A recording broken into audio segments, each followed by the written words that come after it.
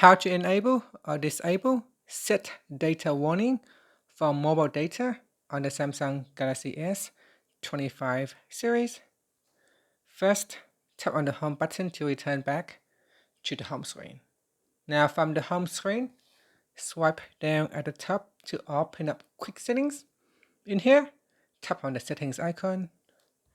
Next, we scroll down and then tap on connections. After that, scroll down and tap on data usage.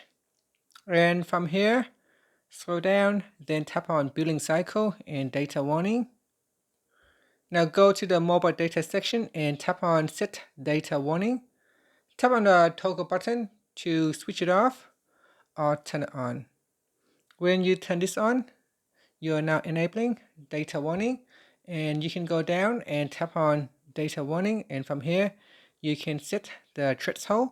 By default it is set to 2 gigabyte.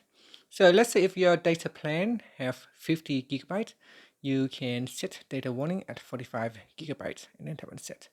So when you're reaching 45 gigabyte for that billing cycle month, then your phone will warn you that you have 5 gigabytes left, and from there you can take the appropriate actions.